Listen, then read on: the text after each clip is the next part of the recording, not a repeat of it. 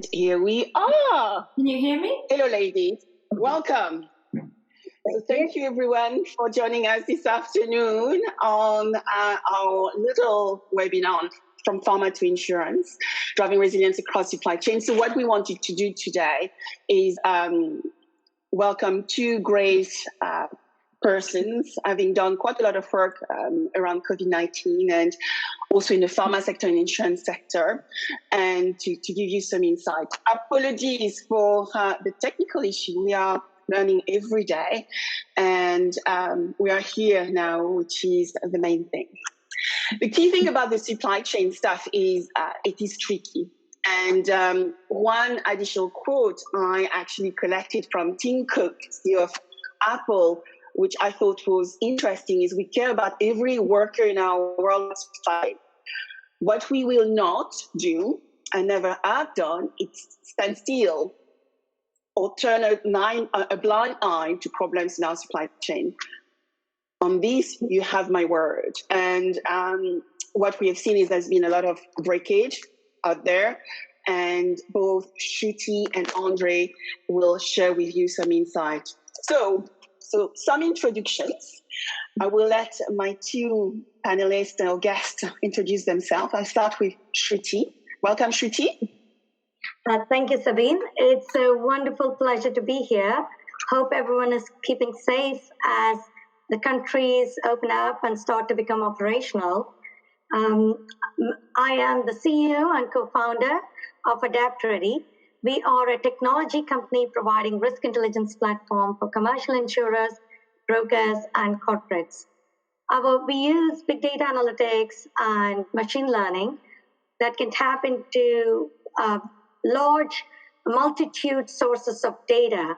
And then what is really unique to us is on how our platform can capture relationships between completely unrelated or seemingly unrelated data sets to build a network of information, and especially about a business, especially focused on modeling risk. So naturally, this has applications to modeling complex risk. Currently, we cater to commercial insurance market. This also has applications for supply chain risk management. And using this technology, we have been releasing reports and insights from the past, especially since 2017, of every major event. And COVID-19 was no different. Not only we released an impact of the pharma from COVID-19, but also realizing the supply chain disconnect between sourcing personal protective equipment and critical care equipment. We released an app, web app, to list all of the manufacturers, authentic manufacturers, both FDA approved and MHRA approved, so that healthcare professionals and government professionals can source the necessary equipment for free. And you can have access to that at covid19.adaptready.com. Thank you. Thank you very much, Shruti. And one thing I did do is, as part of the file I added in this webinar, is your infographic. So I've just shared it as well with our audience. Andrée, welcome. Thank you.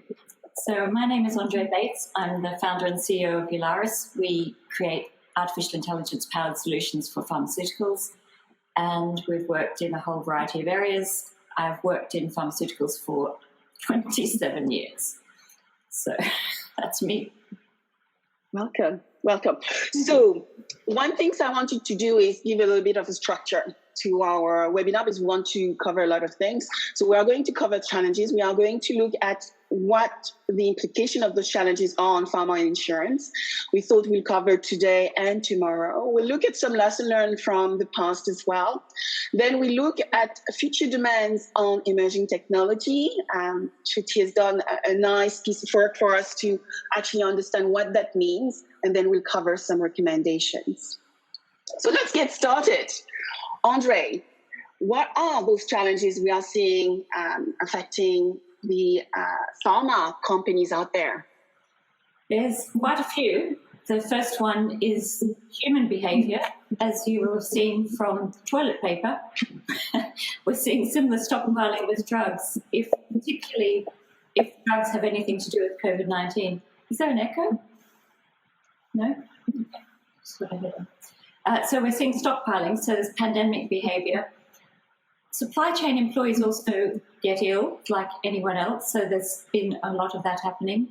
And the pharmaceutical supply chain is quite complex moving parts that are divided into silos. And so at the moment, a lot of companies don't have transparency across the things that are happening in other silos. So there's a project going underway with quite a few companies to map that using blockchain and various ways. On top of that, we've got the reliance on a few companies. So, for example, a lot of the APIs, the active pharmaceutical ingredients, are made in China or India. And so that means that if there are problems getting exports, like India banned exporting any of them for a while, it means that drugs, even if they're made in other countries, if they don't have the active pharmaceutical ingredient, they can't be made. And then, of course, transport logistics. There's less flights, there's less shipping, there's a lot of things going on, there's route closures, so a lot of different challenges. Thank you, Andrée. Do you want to respond to that, Shruti? Certainly. Adding to more of all the points Andrée covered, of course, speaking from the value chain perspective, there is a concentration of KSMs and API in China, API providers in China and India. KSM meaning key starter materials, and API, active pharmaceutical ingredients necessary to manufacture the drug. This actually has also led to surging demand for certain therapeutics and also caused panic buying. And it added a lot more stress when India imposed export restrictions on nearly 26 critical APIs, all causing a lot of stress on the supply chain. And so when you start looking at those, are there any additional things you can share on, what that means for us in insurance? Yeah, insurers, I feel like they're still trying to understand their exposure. It will be many days until the effects of this is seen. Some of that I will cover later in the implications for the insurers, at least from our perspective. Thank you, Shruti. So let's look at some maybe implication. I know, Andrée, you've been working a lot with pharmaceutical companies, some of the major and big ones all around the globe, and particularly in Asia. And what you've seen, I believe, is a certain series of implications, right, which are been affecting them. Yeah. Obviously, the ones that we mentioned are really important. The stockpiling. There's things we can do about that, which we can talk about later, but that has had a big impact. And then, when people stockpile drugs, that means that people who really need the drugs don't get them and they run out, so people die. So that's a big problem. What a lot of companies are doing right now is starting to map the supply chain, and that's a big step in a good direction. However, we've still got that big problem of not enough diversification of the factories.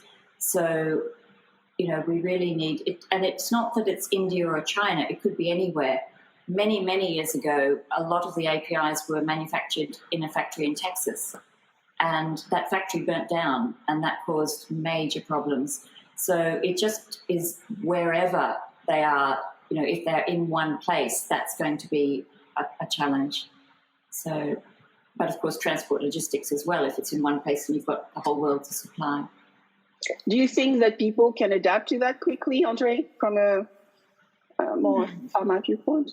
Pharma is not known for fast adaptation, but but we do need to change our mindset as well. I think part of the problem is these aren't unknown risks. Everyone in pharma has done risk analyses.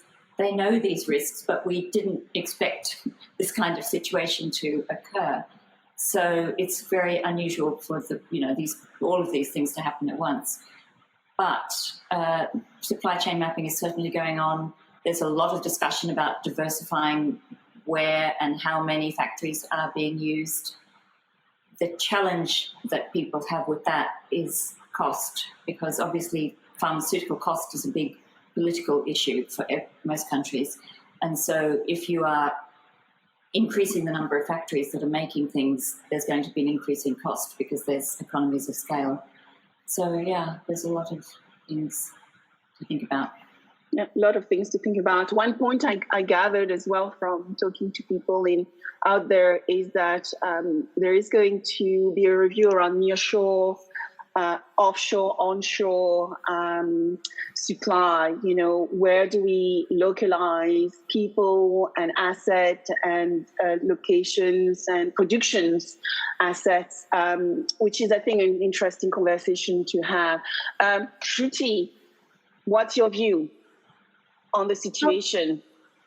Yeah, I mean, especially focusing on, again, the value chain, there has been stress in multiple different points, which some of it Andrée covered. China, nearly 40% of the API manufacturing is reliant on China. So this, when China, especially Wuhan, shut down, this made it worse. All these closures affecting several different sectors, sending the shockwave around the world. This further was exacerbated from the packaging side because when the closures happened, they said essential businesses could be open and the non-essential needs to be closed. But the packaging companies that create packaging materials were considered non-essential. So even when the drug was manufactured, they could not package it. That caused some shortage. And sudden closure of the borders between the countries, as this spread, this caused a further stress on the transportation because there was no movement of goods. There were stockpiles of goods lying around without being collected. So all of this together has led to a current shortage of drugs, not just COVID-19 related, but also non-COVID-19 related. And nearly 300 million people are affected by this today. Yeah, and I think you hear things out there. One interesting case is, when you have this stockpiling or this reduction in the production of medicine, some people are going to suffer. I mean, I sit on the board of a foundation, and which is focused on a specific cancer, cervical cancer, and in Africa. And what you find is everything stops, right? And people suffer because of that, right? Mm-hmm. Well, one of the significant realizations also from this was what Andrée mentioned, the supply chain mapping was happening. I think the old form of at least risk management will not work, where traditionally corporates were thinking, okay, there's one main supplier, you could have maybe the second or the third as back, but this, and they were mostly planned for a closure of one location or two, but this brings a whole another viewpoint because this is so wide scale, and when the closures happen, it's not in one or two locations from a natural catastrophe, but it's all of a sudden and very quick globally. So I think technology can play a huge role here. I think we also had wanted to look at some of the implications, Shruti, on the insurance sector. Do you want to give us some of your views there? Absolutely. So, from the insurance sector, as I said, they're still struggling to understand the exposure. There's still very limited visibility into how the shutdown and how this could cause issues. But I would like to highlight a couple of things. Just in 2018, some of the insurers were opened up to cover non-damage business interruption for pharma companies. So the implications could be this could be leading to some BI, CBI claims. Again, depends on the policy language and so on. What's even more interesting is focusing on SMEs. There's a discussion about impact on SMEs everywhere. and this also applies for the pharma sector. Just to give you a stat, nearly 80% of the life sciences or SMEs in the UK and so in India and other countries, this could expose insurers to some credit risk and so on. Another point that I would like to highlight here, there is severe liability risks that are coming up because FDA has approved, especially during the emergency, some substandard suppliers to meet the demand, meaning who had complaints before, they were non-compliant. That means that could lead to product recalls or further liability issues. So these are the things that insurers need to be looking at, speaking from the PNC side. And talking about the life and health, I would expect that there will still be evolution of actuarial models, and there's so many technology companies also providing from the health space. So I only can hope that this will be adopted much sooner, if not already. So, we put a little bit of a poll question. So I've released the poll questions whilst we are talking. So we'll continue talking, and then we are going to see what the responses are in a few moments. But I guess, Andrée, when we look at, we've looked at the past, so what does it mean for the future? What do you think we should be aware of? I mean, start with Andrée, and then we'll move on to Shruti. Well, I think firstly, the human factor. One of the things that could have been less of a problem with the stockpiling was if the physicians hadn't been prescribing as much. So we really need to make sure that the physicians at the front line are understanding the implications if they overprescribe. So that's one thing that could be done very quickly. But also, I think, of course, I would say this because I'm an AI person, but AI can be used to do a lot of things that will actually help many things such as inventory management, warehouse automation, supply chain mapping, demand risk. So there's a lot of things that, technology can do. I'm actually quite interested in perhaps people thinking a bit more laterally. So, Spiritam is a drug for epilepsy, which was approved in 2015, and it's a 3D printed drug. So we've already got 3D printed drugs approved and have had for some time. I sometimes wonder if there's some application that you could maybe get the 3D drugs printed at the pharmacy and but then you still have the problem. You still need the ingredients and the API to be somewhere. So, but there must be a way to think a bit more laterally than we are at the moment, I suspect. And that goes back to the, localization, when we start looking at, the impact and so what that means from a technology viewpoint, which we are going to cover later. But, decisions which could be made, we may actually see some of the 3D printers becoming really useful to produce, as you said, some of those drugs from the local pharmacy or laboratory to get us access to what we need much faster. Yeah, as long as they could get the APIs. So we've still got that issue of getting the APIs locally. Yeah. Yeah. Shruti?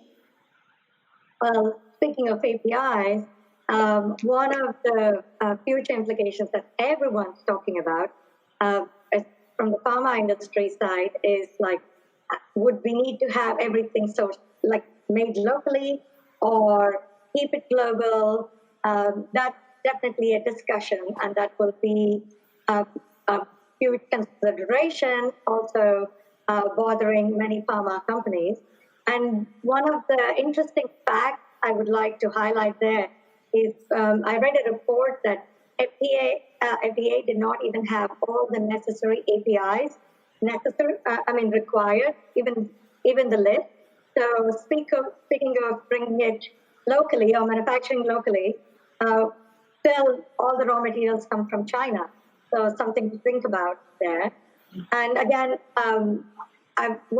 speaking of also the clinical trial, due to the sudden change in scenarios, many were canceled or delayed. Nearly 2,000 clinical trials. That means there will be loss of revenues, or at least projected revenues from potential new drugs that were going to come. And one of the key aspects also, once the vaccine is developed, if the supply chain was so difficult with all of this, how will the COVID-19 vaccine reach all parts of the world? These are some of the key things to, at least will be considered in the pharma industry for the near term. And the first and foremost biggest impact here, I think it's in the next slide, Savi. Yeah, sure. The drug today, the top 10 drugs today used for the COVID-19 trial will all have shortages, affecting nearly 140 million people around the world.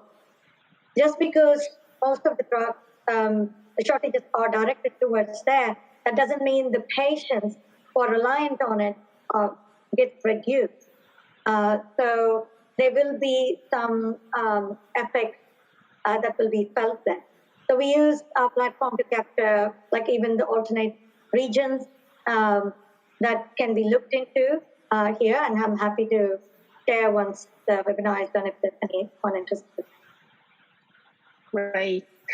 I believe you also had another point here around future implication for insurers, which probably would be nice to review, and then we are going to go to the poll question.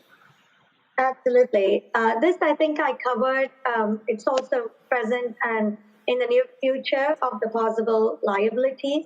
And the another important aspect for the future implications for insurers in the PNC is to think about providing value-added service to their clients, to their pharma clients, to help with risk mitigation and such.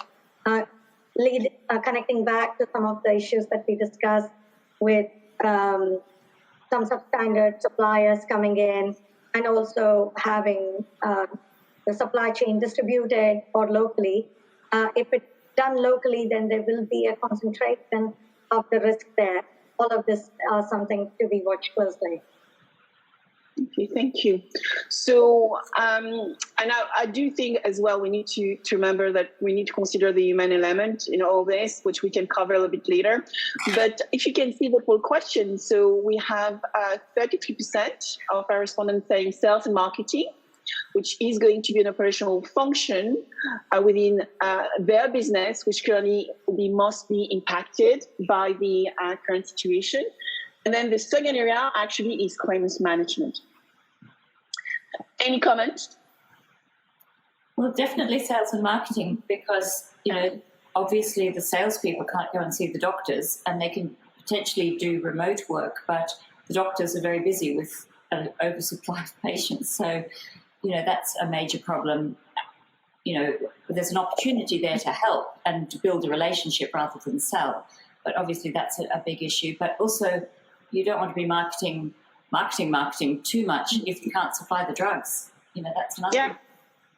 So that makes a lot of sense. Oh, and speaking of claims management, if we thought data was difficult from the underwriting side, this will open a whole another world from the claims management and settlement. The data would becomes key. And, when you start also looking at sales, from the conversation I've had, it's interesting because sales and distribution, is definitely affected as well in insurance. not only because, of the fact that we are at home and some products need to be sold still face-to-face, but also because individuals now are challenging the value of their insurance policy. So the next area I want to actually maybe dive into is there any lesson learned that we could actually share, from the past, starting with you, Andrée? Any few ideas that we need to remember from the past, which could be useful for us to learn about what could we do here in the current situation to improve operational resilience, to improve the way we do things? Well, I think Operational resilience is going to be very much dependent on balancing supply and demand, but it's all comes down to communication and transparency.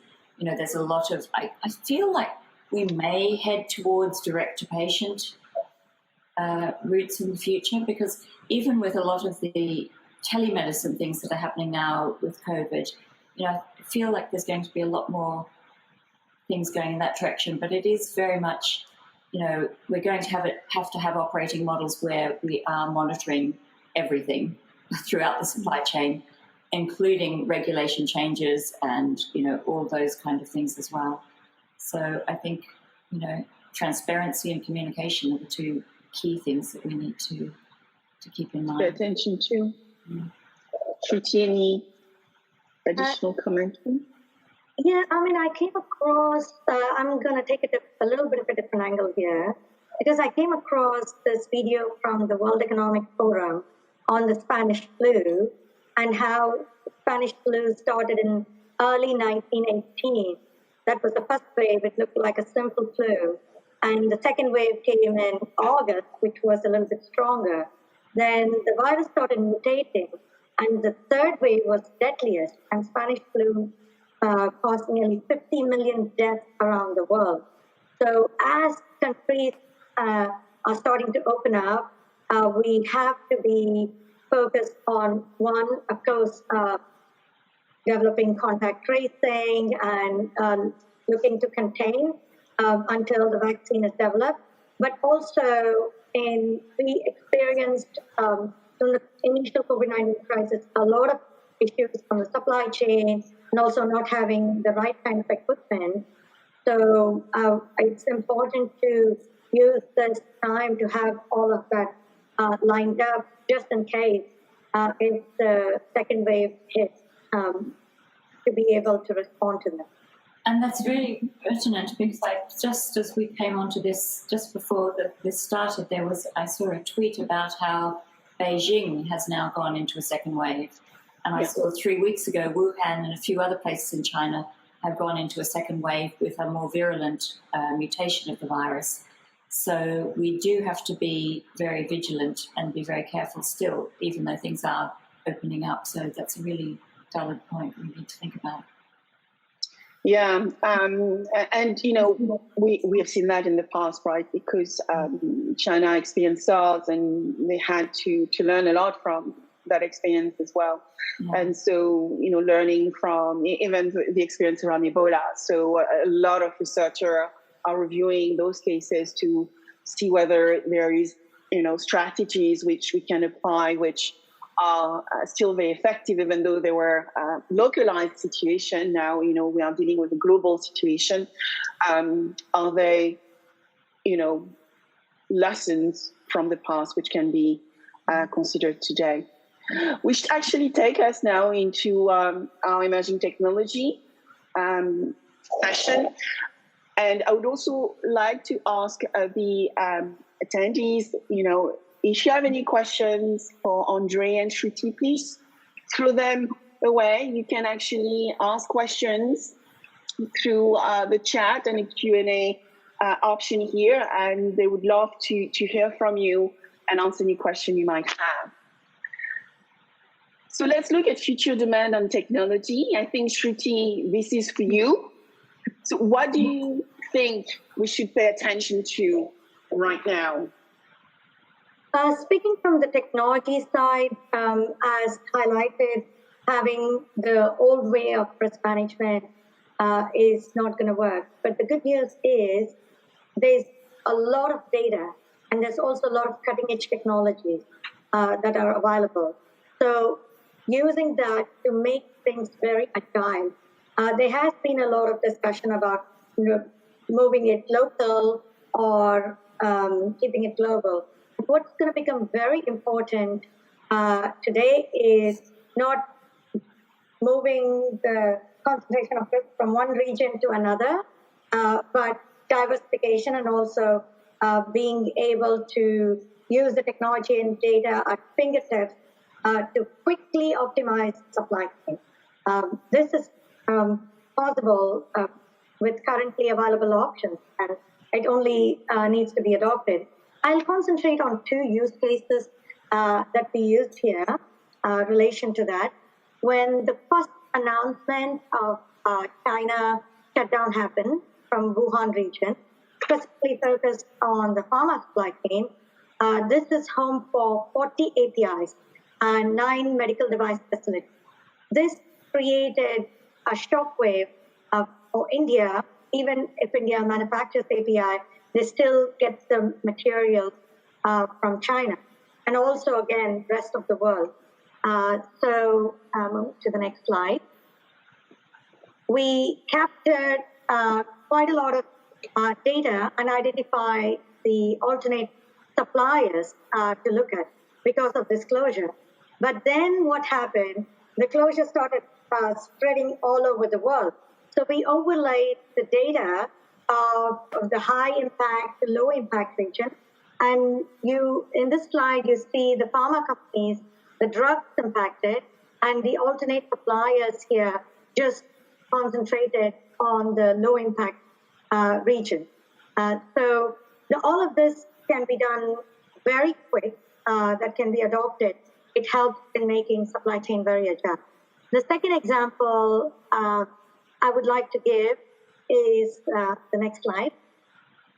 On remdesivir, if I'm saying the drug name right.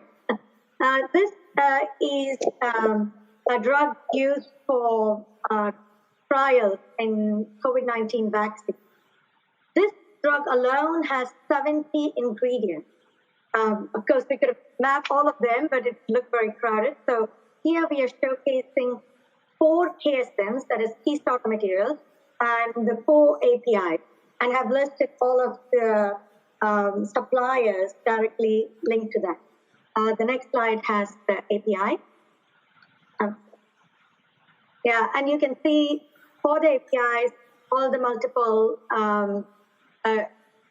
suppliers that are there providing this as well.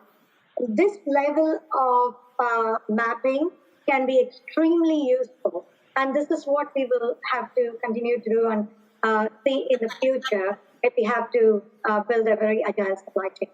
Mm-hmm. And even speaking from the insurance perspective, and also to model the risk. I mean, an interesting thing as well we are seeing, I mean, I'll bring that question to Andrée as well, because we already highlighted one key technology which is going to be important in our current world, is that, you know, what you are saying, Shruti, is all about the big data, right? External data sources and being able to find it, know which one is great. Then it's about applying advanced algorithm, whether they are, you know, cognitive, analytical models, which allows to make, you know, decipher that data. And I assume there is this other API, the version for technology, which will also need to be leveraged, integrated with systems to actually make the balance between the existing and the new, and actually allow one to make better predictions, right? Absolutely. Andrée, any other things we need to consider around big tech out there? You know, what the pharmaceutical companies, some of the pharmaceutical companies are doing now is, you know, trying to do this mapping with blockchain and with sensors and various things like that, with the aim of having full transparency all the way through the chain. Because at the moment, I think 80% of disruptions are by, you know, tier 2, 3, you know, down the chain that aren't really as watched as much as the tier 1s. So if they can get early warning signs, like, you know, there's early warning signs of the patients, if we get early warning signs of something going wrong in the supply chain, you know, we can adjust things in the right way. So it's really looking at using blockchain and things like that to map it, but also then be able to look at demand planning. So having just in time, also warehouse automation to be able to know which ones will be needed when, based on the data, so they can be positioned in particular ways, inventory management, fulfillment, all of those things can be automated. In fact, you know, it would be very costly, but we could even be automating with, you know, Sophias of the world, the robots that are already existing, but that would cost a lot. But there is a lot of automation that can be done already without that level. So I released the other question, which was, which AI tool will become the most influential during the next 1 to 3 years. Response coming through here is that 85% respondents are recognizing that, now going down to 77%, recognizing that cognitive analytics, meaning risk analysis, cyber fraud detection, the big data with the AI type thing is going to be very prevalent, followed by connective automation, which would include our robotic process automation type platforms. What do you think? Yes, because you need to know what's going on all through the supply chain, so that whole cognitive analytics is going to be critical. I think that we will have a lot of automation as well going on. So I think, understanding where the problems are and predicting them, making it very predictive is going to be important. But then also automation. So an interesting things I would like to throw, because I love numbers, is, when you start looking at the startup ecosystem, and there are a lot of startups out there, with COVID-19, 30,000 startups have realigned their proposition actually towards, for sure, COVID-19 solution, meaning healthcare, telemedicine, looking at how to automate some of those processes, focus on the SME, younger businesses as well. So I think it's kind of fascinating as well to see how young businesses are responding really fast to actually support markets, industries to address current challenges. So next, I would like to go into our final recommendations. And so, starting with you, Andrée, what would be your recommendation for pharmaceutical companies to adapt to the new normal? Sure. So I think anticipate how people behave is the first thing. So you need to think about doctor behavior, patient behavior, and have adequate allocations. We may not stock as much as we perhaps should for these kind of things. Supporting the people, so not only supporting the patients and the doctors, but also all of the staff in the supply chain, because without them, we need to support them emotionally and physically and safety. So all of those points. We need to connect all the silos, which to make sure that we've got transparency and we can do all these kind of predictions on, risk analysis and demand planning. We need to look at this whole diversification and see, if we are reliant in one factory or one location, there's obviously risk involved with that, and we need to try and reduce that as much as we can. And then, of course, the transport logistics, we need to look at that and see how these could be also, because obviously with transport as well, there's been a lot of issues with staff, staff being sick, staff unable to get to work. I mean, there's been a lot of issues there. There's been regulatory changes, shipping challenges, air freight challenges. So we need to look at how could transport logistics be improved as well. One thing, you have a question from Vanessa, which I think is probably pertinent for you to answer first, actually, Andrée. So Vanessa is asking, what surprised you the most during the last few weeks around business behaviors, at least in the pharma sector? I don't know if I was that surprised. I think that there could be a lot more opportunities that were missed in terms of not worrying so much about sales and marketing, but building relationships, in helping the front line, the patients and the doctors, perhaps a bit more, for just relationship building. But, I suppose everything else was kind of the sort of thing you would expect when, these things happen, because these are all the known risks of what we would expect. And Shruti, what would be your recommendation? Based on the earlier issues that we discussed, I would like to split it into a couple of at least 3 to 4 areas. I think on the geographical concentration part, looking into when we were mapping the pharma supply chain in itself, there were top locations on the concentration but also the second tier and the third tier for producing similar kind of materials. And some of it I have linked here to explore alternate suppliers, especially if the second wave is going to hit, and if we have to have all the drugs necessary. So Bangladesh, Sri Lanka, Hungary, South Korea are some to mention, but I don't think they have that big capacity. So identifying these kind of locations and even providing supply chain financing can definitely help ease the situation and also help diversify. And coming to how many people could be affected, one way to reduce that or reduce the impacts would be for pharma companies to think from especially to think from, we were looking at the data of the patent, and some of it actually are about to expire. So considering relaxing patents for to solve some potential drug shortages can ensure the need of the patients are certainly met. And of course, adding to looking into the supply chain transparency, all the points that Andrée mentioned would also critical. Last but not the least, but very important, it's really time to move away from the legacy tech, even just also relying on the internal data and supply chain mapping. Nowadays, there's not only enormous amounts of cutting-edge technologies, but also the data is enormous. Using this in an optimal way to solve any kind of problem, either the supply and demand in identifying the right kind of the COVID-19 vaccine reaches everyone in need, or in terms of analyzing risk using external data and technology would become key. So my recommendation to the industry, either pharma or insurers, is to adopt the latest technology and tools.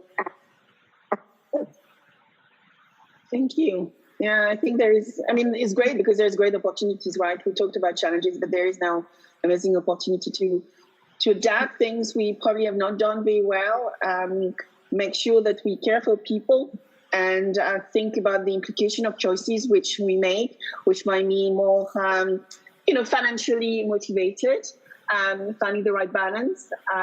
Any final words? So we are at the top of the hour. If there's anybody else wanting to ask questions, please do not hesitate to ask us questions. This event is recorded, so will be shared with you in the next few days. But if there is no questions, what are the final words you would like to share with our audience, Andrée? Well, I guess the same things, think about the people involved throughout the system and think about the technology that can enable better performance of what we're doing. And you, Shruti? Again, repeating some of it, but I think being innovation is key, and looking at incorporating innovation at every level, not just coming up with cutting edge technology, but thinking outside of the box becomes key. Looking at relaxing patients, I think, relaxing patents, that is one way.